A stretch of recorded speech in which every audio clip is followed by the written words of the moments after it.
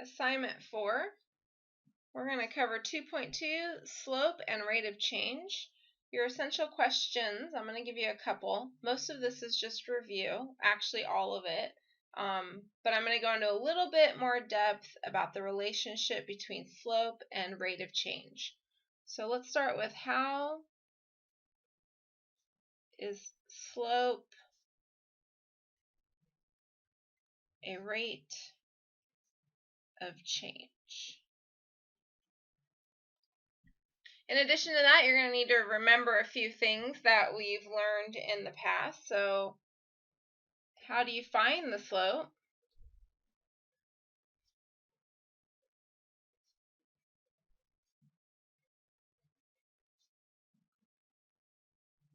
Given 2 points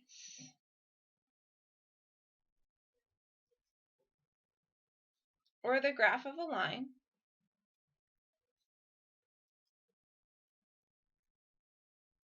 and I've got one more question for you. How do you determine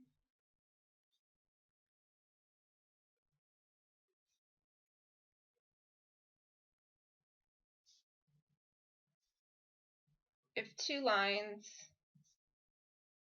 are parallel or perpendicular using slope?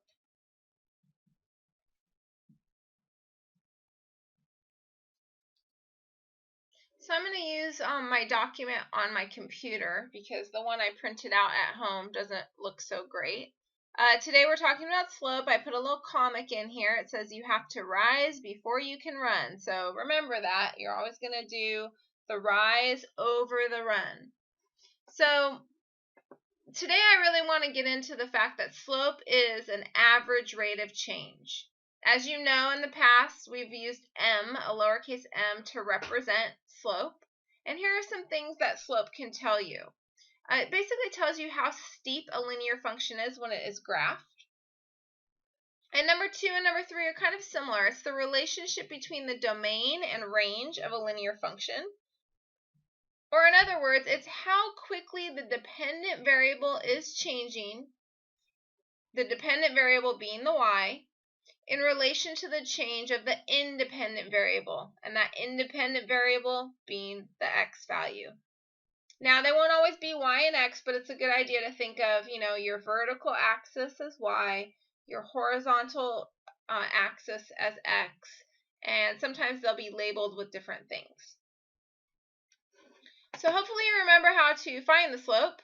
I'm not going to go into this too much, okay? So take, you need to take the two coordinates that you're looking at, and you basically take the change in y, which is the difference of the two y coordinates, over the change in the x, or the difference in the two x coordinates. And if you don't remember that little triangle right here, those mean change. We've covered in the past that there are 4 different types of slope. Positive means that the line is rising to the right. Negative, I don't really like what this says. I would think that because we read from left to right, so this would mean that the line falls to the right. Line is horizontal means that there is a 0 slope because we have no rise. So that would be 0 in the numerator. The denominator, change in x, there is some change there. So that is a 0 slope. And then undefined, this line is vertical because think about it. You can have a change in the rise, right? So change in y is there, but your denominator, what's the value for change in x? There is none. So that means you're dividing by 0. And anytime you divide by 0, that is undefined. So this is also, you should remember, this is not even a function, right? That line would not be considered a function. All right, a couple more things to review. I'm not going back over these because we go over this in Algebra 1 and Geometry. Slopes of parallel lines. Well, what do we know about the slopes of any two parallel lines? That is correct. They have the same slope. If they're parallel, that means that their rate of change is the same. They will be changing at the same rate. Okay, so their rise over run is the same. But what about those perpendicular lines? Well, anytime you have two perpendicular lines, their slopes, if you multiply them together, will give you -1.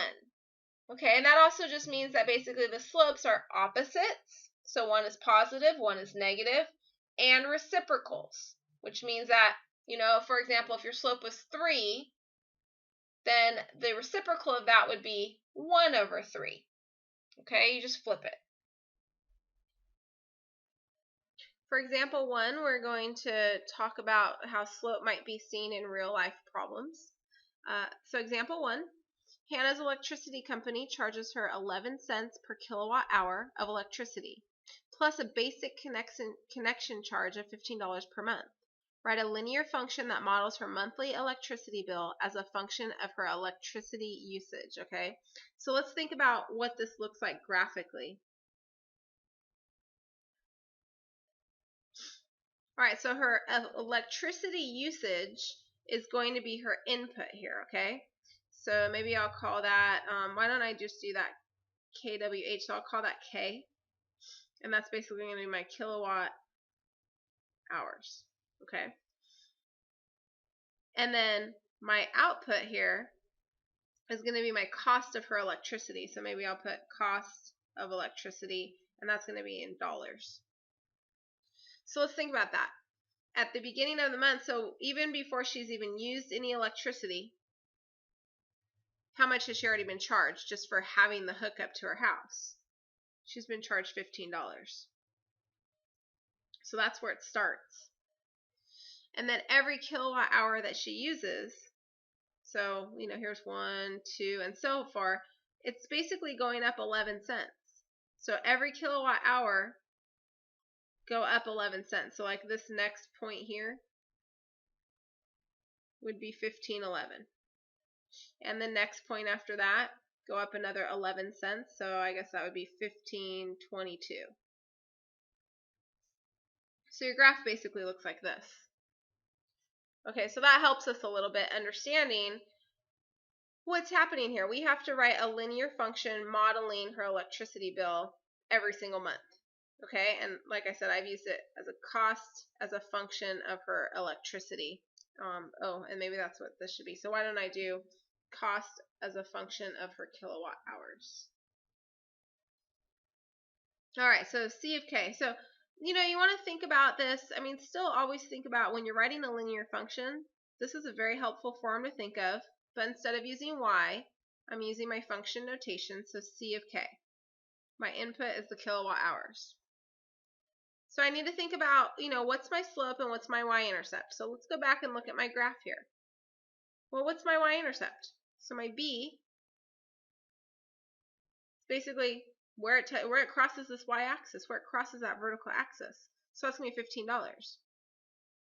And then what's my rate of change? Or in other words, what's my slope? So from 1 hour to the next hour, I'm always going up 11 cents and over 1. So my slope here is that 11 cents.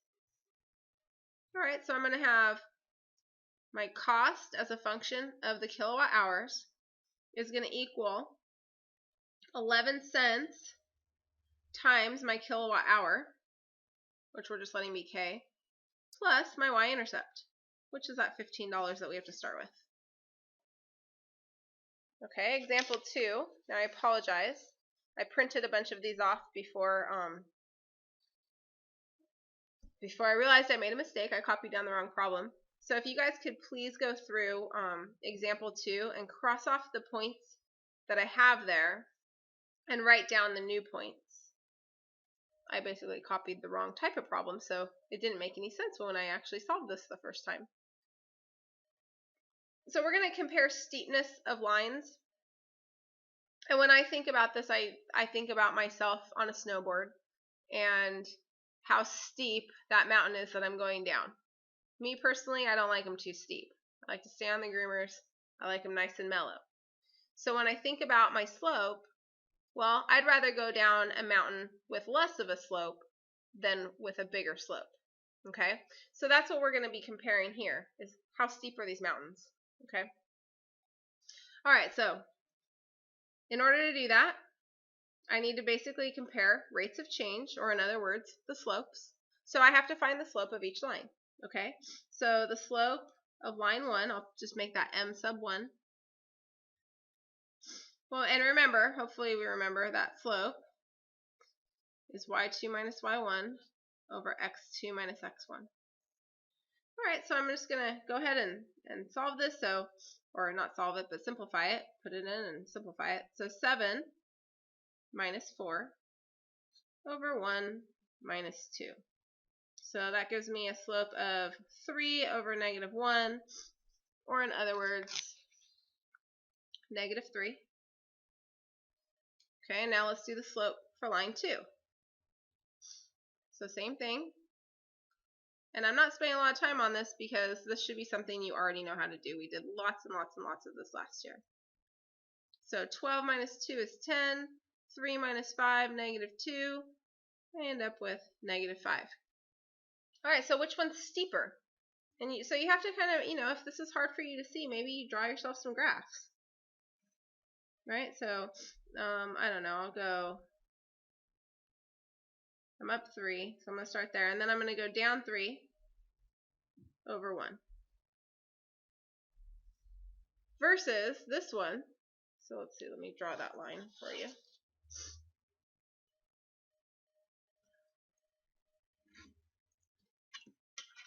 So this one has m equal to negative 3, okay? And then let me draw the other one. So now I'm going to go down 5, so maybe I'll start up at 5. Now I'm going to go down 5 over 1. So which one's steeper? You guys are brilliant. Right? The one with basically the bigger absolute value slope. Right? So these two numbers, yeah, if I look at them with their negative numbers, okay, obviously negative 5 is not the bigger number. But if I take the absolute value of these, the one with the bigger absolute value slope is going to be my steeper one. Okay, so this is line 2. Line 2 is steeper.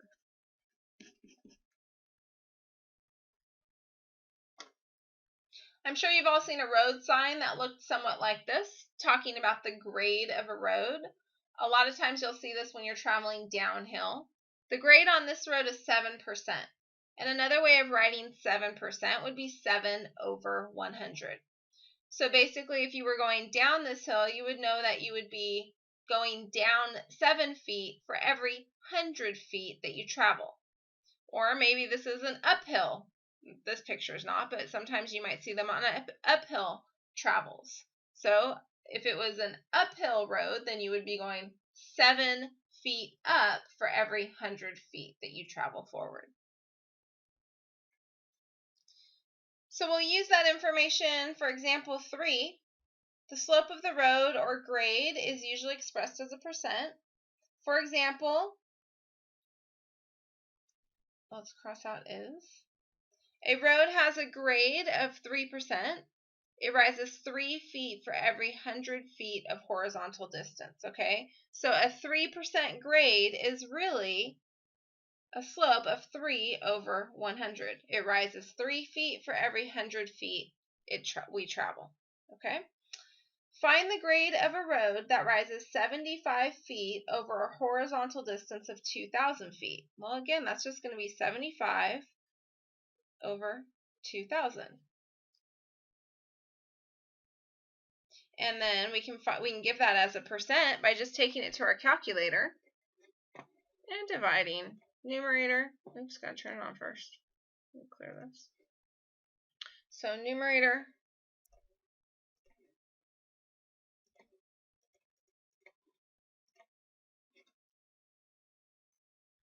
so it is 3.75%. Find the horizontal length x of a road with a grade of 4% if the road rises 50 feet over its length. So we have to figure out the length.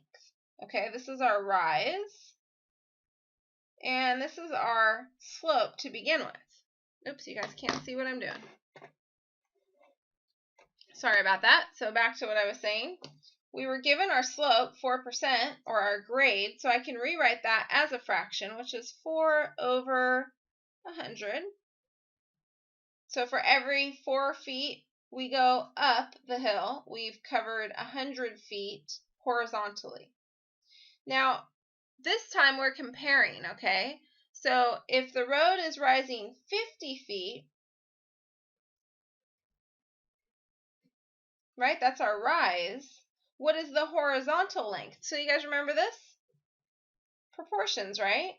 And you have a couple ways of doing this. One, you can say, well, 4 times what will give me 50? I need to multiply the denominator by that as well. Or how else could we solve this? That's right, we can cross multiply. So I'll go the cross multiplying way. So that's, which means now I need to divide both sides by 4. Let's see, that'll go in 1 time. Maybe I'll do this over to the side.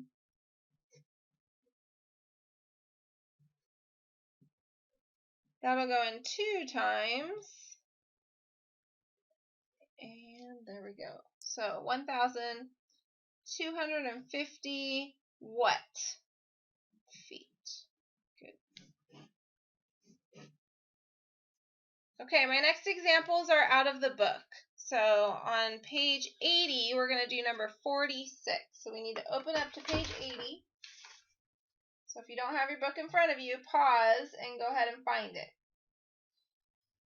So number 46 is asking you to find the average rate of change. We need to find the average rate of change in y for the given xy pairs. State the unit of measure for the average rate of change. So we are given 2 points, 0.5 and 3.17. X is measured in seconds and y is measured in meters. So for me, these types of problems become really easy if I just create myself a little coordinate plane. And my x-axis becomes seconds, and my y-axis is measured in meters. Alright, so I need to figure out my rate of change, the average rate of change for this pair. Well, that is just the exact same thing as slope. Okay, so my slope here, same formula we always use, right? y2 minus y1. So that's 17 minus 5 over x2 minus x1. That's 3 minus 0. So I've got 12 over 3, which is really 4 over 1. Okay, so let's assign some units here. So for what? Well, what was my rise? My change here was in meters, right? So it's going to be 4 meters per 1 second, because that's what's on my x-axis. This is very important. As you get higher and higher up in math, they're just going to start giving you word problems. You're going to have to understand what the units are. So I would be really careful. I do this a lot on most problems, even when it asks me not to, just so that way I can see what my units are. So this is 4 meters per second. Moving on to page 81, we're going to work on number 52 together. Page 81, number 52. We are talking about the Grand Canyon. If you haven't had a chance to get to the Grand Canyon, hopefully someday you will. It's pretty amazing. Alright, you are camping at the Grand Canyon. When you pitch your tent at 1 p.m., the temperature is 81 degrees. And when you wake up at 6 a.m., the temperature is 47 degrees. What is the average rate of change in the temperature? Estimate the temperature when you went to sleep at 9 p.m. I find that this was a lot of information. I'm going to help organize this information by creating a table of values. So I'm going to use time, because that's one of the things that they gave me. And the other thing they gave me was temperature, or degrees Fahrenheit. Okay, so I'm going to use those two pieces of information to create a table of values. So time being 1 p.m., I know that the temperature was 81 degrees Fahrenheit. The next time they tell me the temperature, it was 6 a.m. the next day. And temperature was 47 degrees Fahrenheit. When I went to the Grand Canyon, it was a little bit more dramatic. I think when we got there, it might have been maybe 80s. Pitched our tent, and the next morning when we woke up, which was probably a little bit earlier, we wanted to see the wildlife, so maybe 4:30 or 5, it was freezing. Our tent was actually ice. So that wasn't too much fun. But seeing all the wildlife that early in the morning was a lot of fun. All right, so I need to figure out that first part is what is the average rate of change in the temperature? So I need to figure out the slope of this stuff. And I have 2 points. I have this first point here and second point here. Now the problem's going to be it's not as easy as just subtracting because look, I've got 1 p.m. and 6 a.m. So that's going to be a little bit more tricky. However, I do here have the same units, 81 degrees, 47 degrees. So I need to calculate the slope. So I'm going to take my change in temperature, or degrees Fahrenheit, first.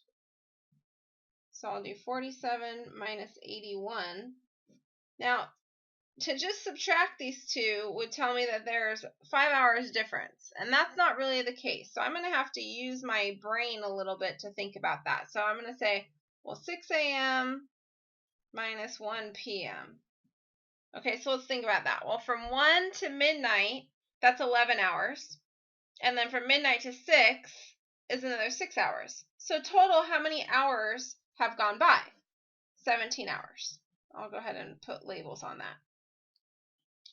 And then from 47 degrees to 81 degrees, well, basically it was 81, and then it got to be 47. Okay, so I know that the temperature dropped. So I know that that's negative. And then I have to ask myself, well, what's 81 minus 47? So let's see, from 47 to 50 is 3. And then from 50 to 81 would be 31. So 34 degrees Fahrenheit. Okay. And now I have a couple of ways that I can go about doing this. I can just divide 34 divided by 17, which will basically give me 2 degrees Fahrenheit per hour. So the temperature was dropping 2 degrees per hour from 1 p.m. to 6 a.m.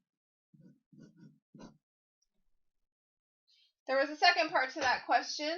The second part asked, estimate the temperature when you went to sleep at 9 p.m. Well, I know that the temperature is decreasing 2 degrees Fahrenheit per hour. Okay, so I know that I'm going down 2 degrees Fahrenheit per hour. Now the question is, from the time that I set up the tent to the time that I went to sleep, how many hours was that? Well, from 1 p.m. to 9 p.m., that's 8 hours. So I did a total of 8 hours. Okay, the hours reduce here. All I'm going to do is multiply straight across. So it went down 16 degrees Fahrenheit. So I guess the question is then, from 81 degrees, take away that 16 degrees Fahrenheit, I end up with 65 degrees. So it was 65 degrees Fahrenheit at 9 p.m. Okay, we're going to skip around a little. I'm going to go back in the book. So I would like you to please turn to page 60, number 28. Page 60. We're going to look at number 28. So, ooh, you're on vacation again. You take a taxi from the airport to your hotel for a total of $21.85. So my total is $21.85. I'm going to write this information down. The taxi costs $2.95 plus $1.35 per mile. So basically you jump into the taxi, you haven't even gone anywhere, and right away you have to pay a base fee of $2.95. So this is your base.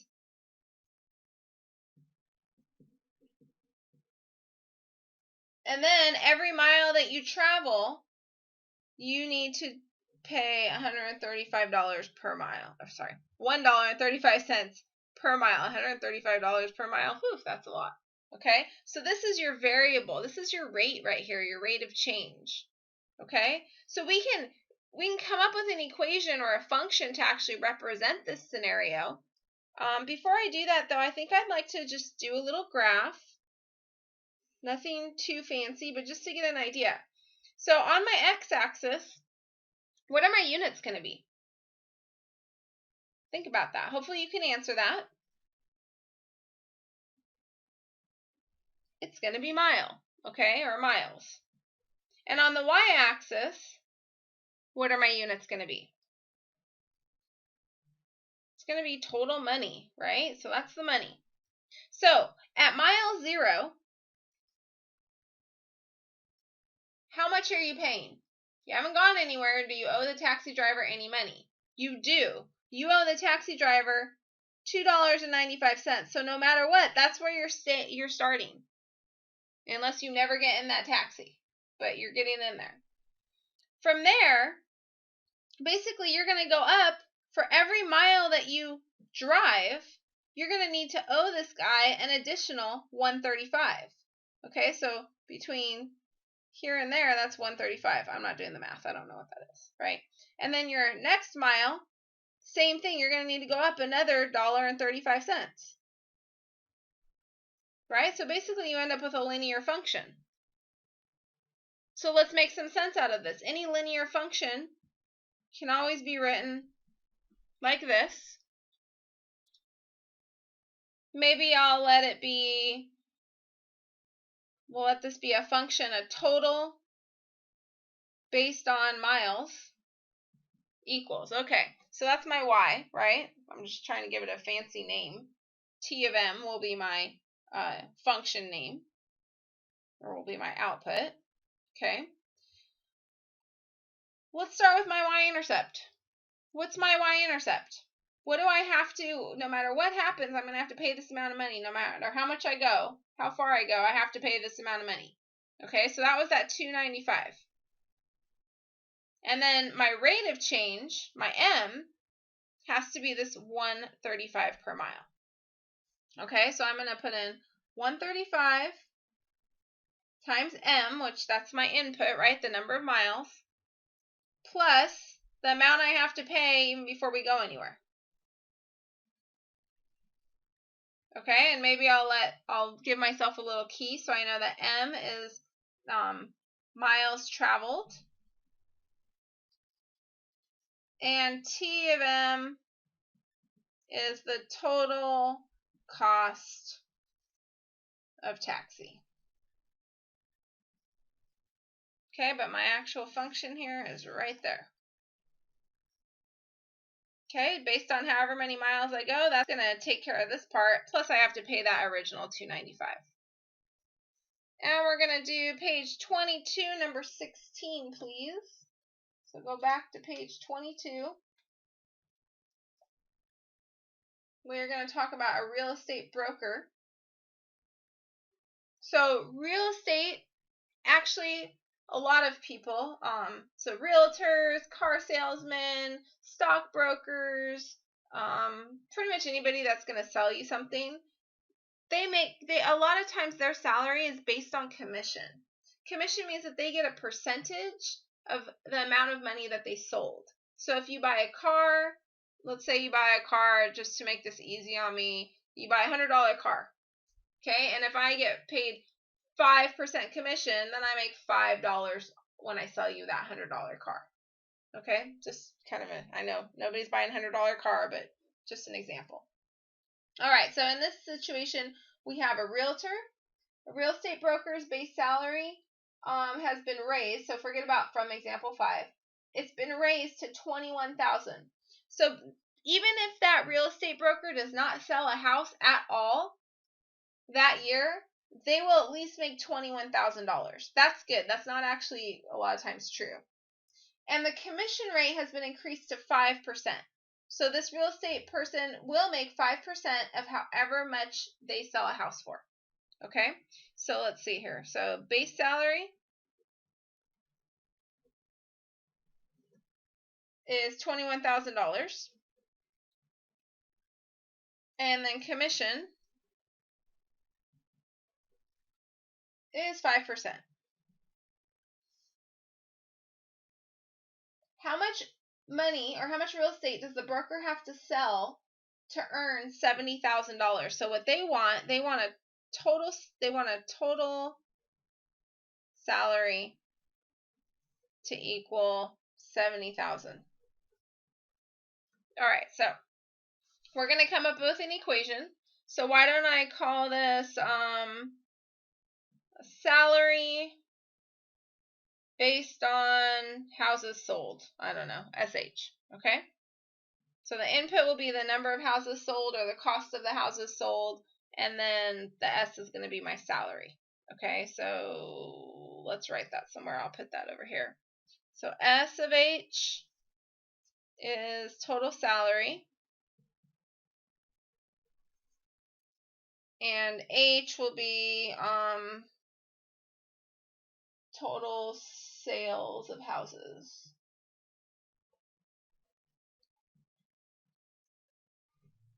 How about of homes? So the first thing I'll do is I'll come up with an equation or a function that represents her salary no matter how much she sells. Okay, so that's S of H is always going to be her base salary plus her percent of anything she sells. And I'm saying that H is the total sales of her home, right? So that would be 5%, which we need to write as a decimal, of her total sales. So now the question asks, how much real estate does the broker have to sell now to earn $70,000? Well, would it make sense that I put $70,000 in for the total sales of homes, or that I put $70,000 in for her total salary? What is $70,000? Well, it's her total salary. So I'm going to put $70,000.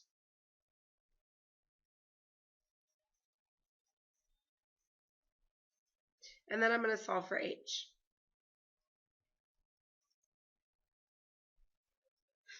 So I end up with, I believe that is 49,000 equals 0.05 H.